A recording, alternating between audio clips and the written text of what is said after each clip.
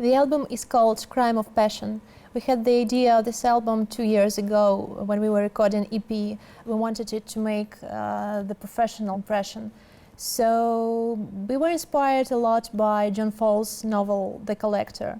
And this is a story told by two different sides, victim of this crime and the murderer himself. Musically, it has some progressive metal elements, djent, even some black metal elements. So for now it's not just simple symphonic gothic metal, it's something more. But as for symphonic instruments, they are still here.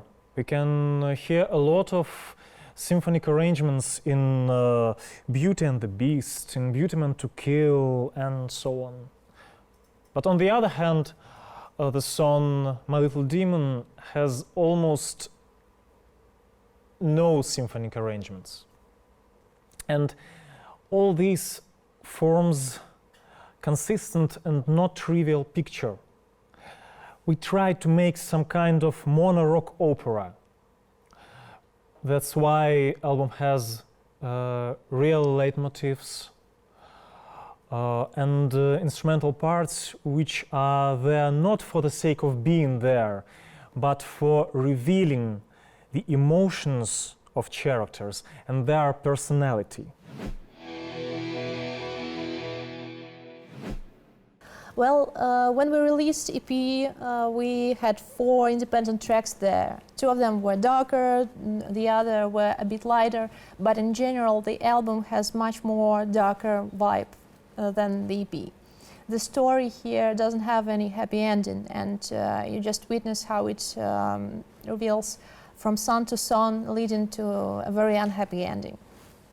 As for EP, we have 2 dark songs, Child of Night and Devilish Deal, and they are some kind of dark gothic fairy tales, some fantasies. On the other hand, the story of the crime of passion can happen with any of us. It can happen in any city and country. The heroes of this story can be your neighbors. It became much more complicated this time. Especially it happened with guitar arrangement, especially with To Get Her, My Little Demon, Beauty and the Beast. It has a lot more dark vibes. Lace is one of my personal favorites on this album. When I showed it to Sergei, he told that it is a dark one, so we were working on a different track at the time. It was Beauty and the Beast. So when I came to Sergei, he showed me the intro for Lace, which he started to work in parallel. And from the first seconds, I understood that something great will come of it. So we decided to postpone Beauty and the Beast and focus on Lace instead. And when we had this track done, we immediately thought that it's a good idea to have a music video for this particular song. Well, this one was the hardest one to work on, to be honest, because it has a very joyful nature of the chorus. And, you know, it made the whole song sound very much different from all the other songs. I didn't want it to be joyful, and I wanted it to be darker and give the sense of, you know, something bad is going on. I think we managed to create the proper sound here. Yeah, it was really hard to find this actual sound which will make this song stand out in good way. I mean, that's why it took about a year to make it.